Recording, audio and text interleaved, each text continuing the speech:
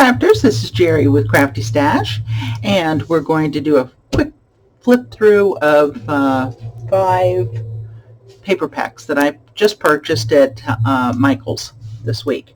So hot buy, yes, $5 a piece, cannot beat that for recollection papers. These are all one-sided papers. Many of them are foiled and embossed. This one is crystal blue. And it seems that most of these are very dark, whatever the pattern is or whatever. They seem to be in the darker hues, which I kind of am drawn to now for whatever reason. So these are, for me, an unusual color combinations for Christmas. I had one last year that was this kind of dark, almost black. It had a lot of black in it as well, and I liked it a lot. But a lot of these pages you can use for other than Christmas and Merry and Bright. Then we have Red and White Christmas. Again, foiled and embossed, several of the pages. And this has a Scandinavian look to it. And that obviously is Scandinavian. And so is this. And so I was, again, drawn to that for whatever reason. I tend to go for these darker hues. I'm not a real big red and green bright color person. I don't like primary colors typically. I go for the darker hues. Now this one, if you just saw my fancy fold card, this is another one that you can use for that, for the slimline fancy fold card or tri-fold card in a slimline. Just divide it up into 4, 4, and 4, and then it's 9 inches, so just cut 9 inches off the top. You can use this for something else or the interior of it or whatever, and then just fold it in 3s, put something else on the inside, and you have a card. So if you don't use these types of things for scrapbooking, find other ways to use these pages, because there's tons of ways to use them. 'Tis the season. And of course, cut aparts, always good to put on the inside or the outside of cards. And this says Winter Wonderland, Cheers, North Pole, Believe, Reindeer, all the Christmas things. Now this is the fall. Now we're getting into fall. Fall orchard. So a lot of apple stuff. Getting a little dark. It's fine. Love these colors. Really like those too, and it has that in the gray as well. Of course, this is foiled.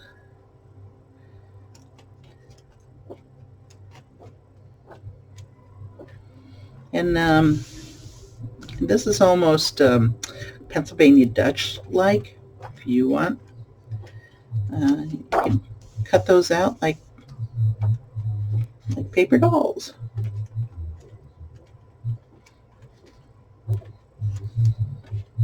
Time for autumn, skies, and apple pies. And it's 95 degrees out here in Florida, and 110 feels like it's terribly hot. Terribly hot. So these make me happy in my air-conditioned house. Paradise palette. So now we're back into summer. These are the older ones from summertime, but I liked the palette, so I got the Paradise palette. Again, some darker colors in this, greens and blues. Very pretty, almost Japanese-like. Lots of marbling. These are great for 6x6 cards for the press. Let's see. This is my piece of paradise. Oh, this is my piece of paradise. Yes. my craft room, and my paper. That's my piece of paradise. Don't we all feel the same about that? Tell me what you would use these papers for. Just cards? Do you scrapbook? What do you, when you get a paper pack, what do you look for, and how do you use it? And if there's anything in particular you'd like to see me use these for, you let me know. Marshflower. Now this is very dark, and so I don't know what season. I don't think they say what season these came out in, but I would think it would have been summer, but very dark. And I'm kind of drawn to that. I'm redoing my house, and I'm just really drawn to these darker blues and grays and taupe. I don't know. Might have to do my whole house like that. I like that. Ooh, wouldn't that be a pretty wallpaper? But I don't wallpaper, so. There's some cut parts there. Do you liken your palette to what you craft with, to what you decorate with? Do you do the same thing? I like that color a lot. Tell me what you do. Find joy in the now. Amen. This would also be good with a slimline card, 4, 4, and 4, just a trifold card.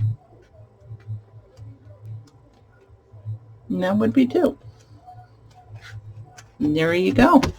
That's my paper packs from Michaels. Let me know what you would do with these.